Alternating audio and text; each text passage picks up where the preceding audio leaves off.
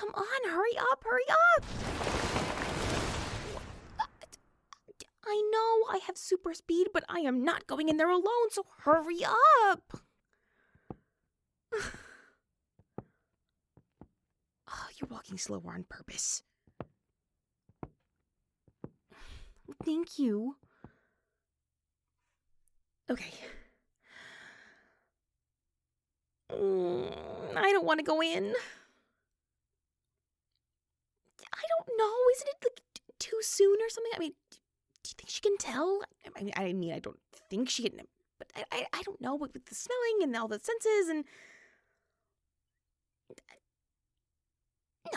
No, I mean, she probably can't she?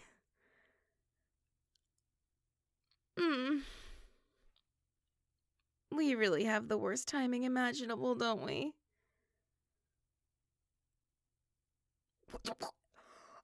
It was not my fault that I lost track of time. That was very much your fault, and I'm expecting you to take full responsibility. Please?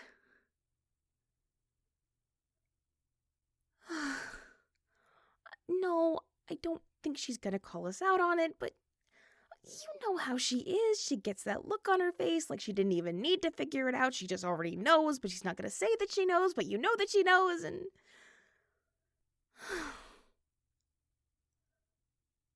Yeah, we should head inside.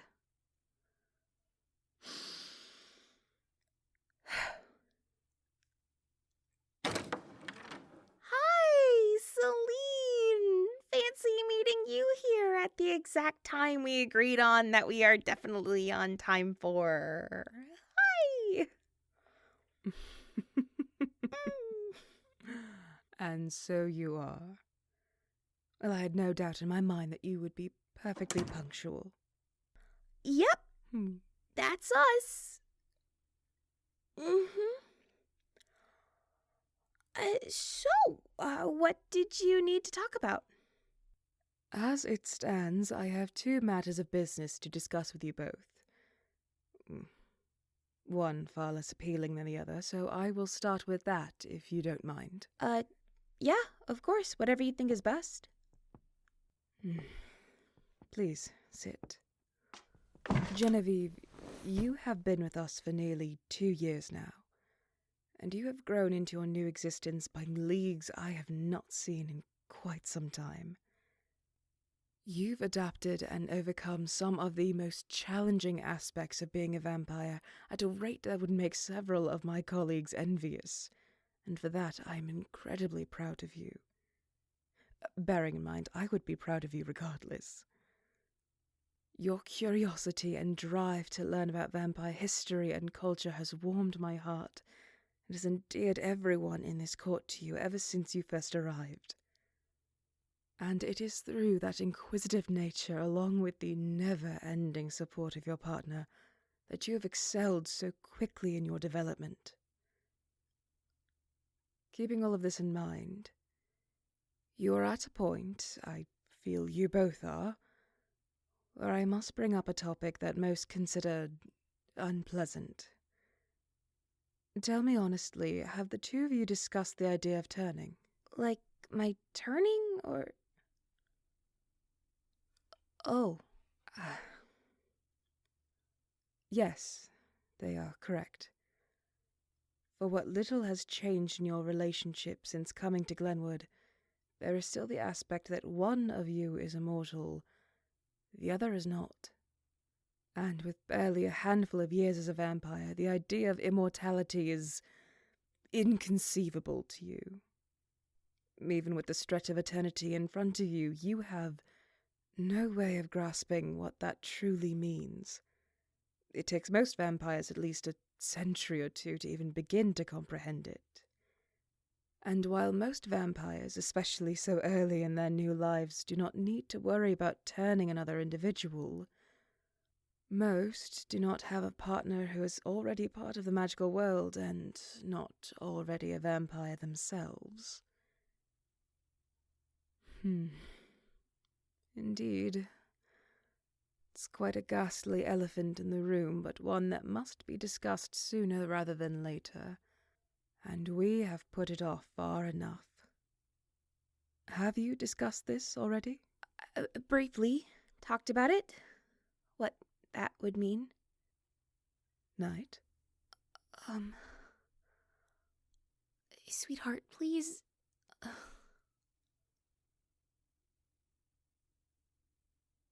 Oh, but I haven't agreed to it yet. Celine, I'm sorry. We have discussed it in the past, but we haven't fully come to an agreement on when. I appreciate the courage you've both taken to start the conversation, but what I'm insisting on is a conversation that disregards the idea of when. What do you mean? My dear Knight, you have just said plainly that yes, you wish to be turned in order to stay with Genevieve. From the time that I have known you, I know you're being sincere. And I support you in your decision just as I support you, Genevieve, in being hesitant on when that would happen. However, you are both aware, more than most, I would imagine, that things can change instantaneously, and at the drop of a hat best-laid plans may be left aside to burn. It takes only seconds for everything to change, and neither of you are naive enough to believe that nothing else will happen for the rest of your lives that would put either of you in jeopardy. Now, I do insist that you have a conversation and a plan for if and when you choose to turn, namely, building up the support system around you for that event and choosing who will be doing the turning. Wouldn't I just turn them? Oh, well, the idea is quite romanticized in media, particularly your films. Turning a lover is complicated business. The idea of adding the dynamic that comes with siring of a vampire on top of an already established romantic relationship can be tricky. It adds an entirely new level to your relationship that you will not be able to remove, not for quite some time at least. And while that is entirely your decision as partners, my personal recommendation is finding another vampire who you trust without question.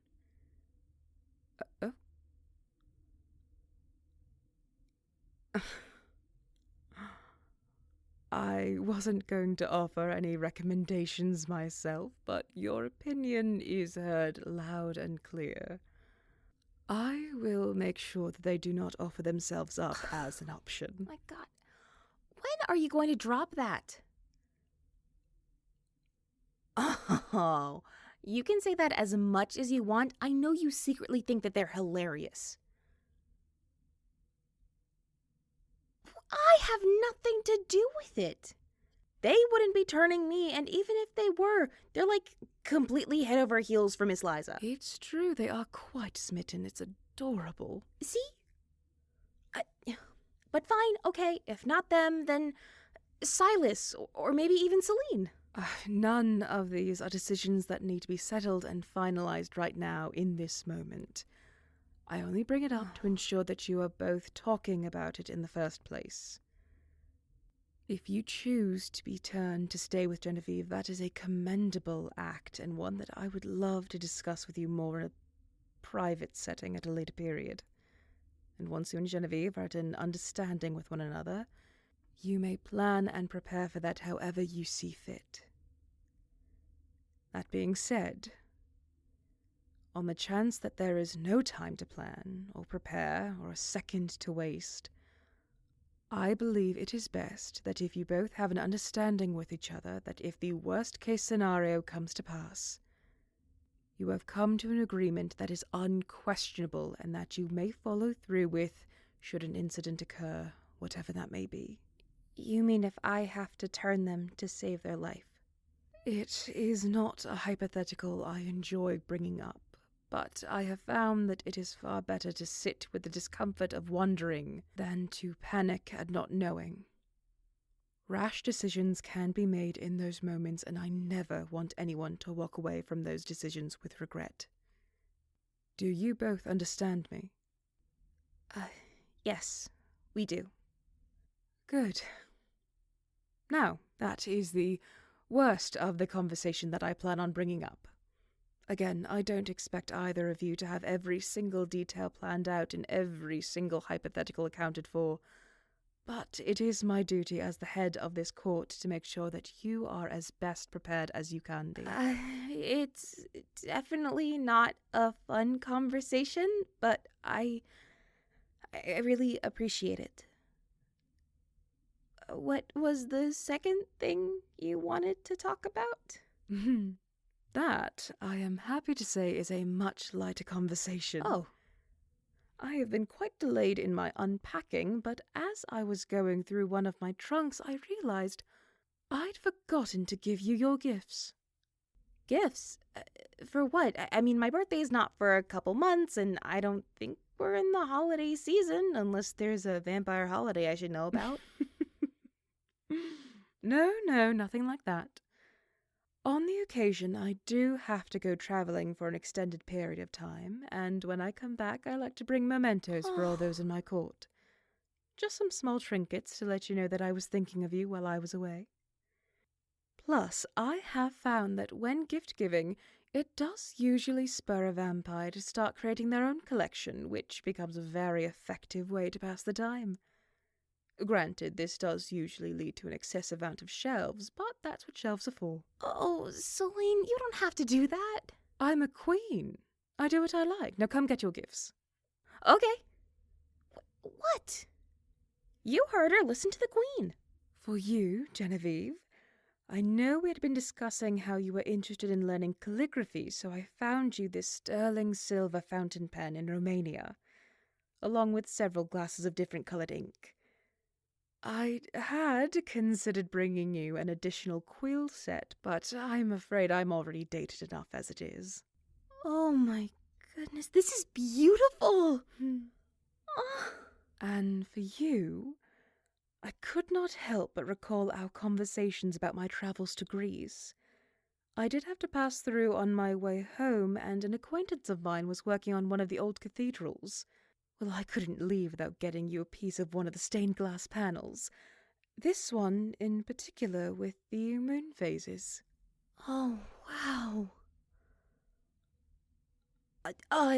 Yes, thank you so much, Celine. These are wonderful. Oh, you're very welcome. But please, these are only tokens from me. You are under no obligation to keep them if they are of no use to you. I remember bringing back gifts for Silas, and he always felt too guilty to get rid of them, even after years had passed. We finally had to have an intervention after his entire closet turned into a hoarding situation. Now he asks for specific gifts he actually wants. Sounds about right. Thank you so much for the gifts again. I promise they won't go to waste. Oh. Oh. I wasn't expecting anyone. Do you need us to step out? No, not at all. I'm sure it can wait. I can... Oh. Actually, I think I'll take you up on that. Oh, wait, is that Claire? No, business, actually. Boring business, but business that must be attended to. Well, we don't mind sticking around, even if it is boring. Oh, by all means, but only if you'd like to chat about why you were late today. Look at the time. We need to leave. Thank you so much for the gift, Celine. Bye. Goodbye, you two. Go.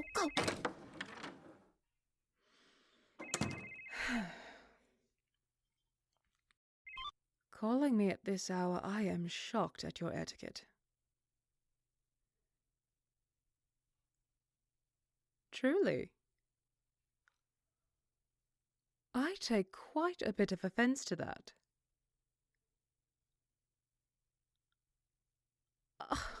Well, it wasn't a gossip session.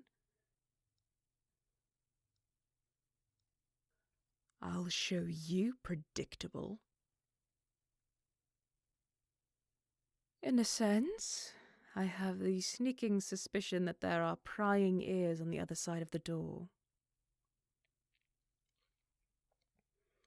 Oh, by all means, ask away. It would not feel out of place given how my court acts. What is it? Found who?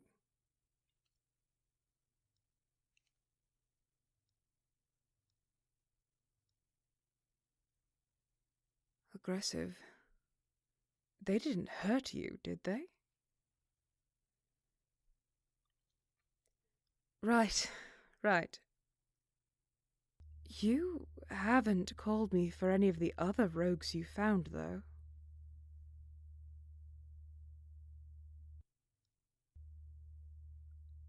Oh, God. You have terrifying timing. She was just in here.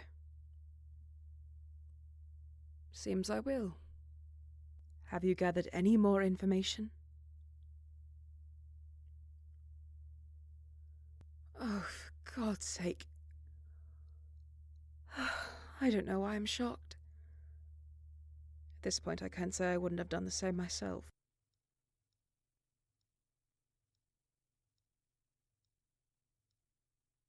No. Bring them here. Yes. I have a sinking feeling that the rise in rogue vampires is no coincidence, and if there is any information to be gained, then I need to be there. Not to mention there are consequences to be faced here.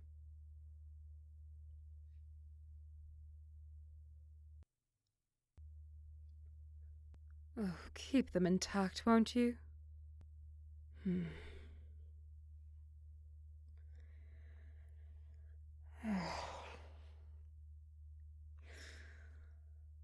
Genevieve, Knight, I know you were listening through the door. Come inside. We didn't mean to. We just forgot to keep walking away.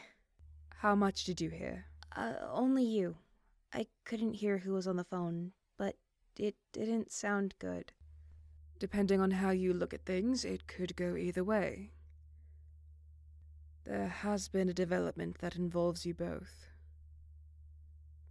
To keep things simple, for the last year I have been in contact with an individual who has been, for lack of a better term, hunting any rogue vampires who were suspected of turning humans. The most recent seems to be... You found my maker? It appears so.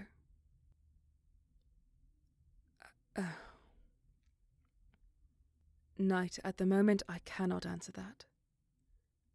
But the two of you should sit down. It looks like our line of unpleasant conversation is not done quite yet.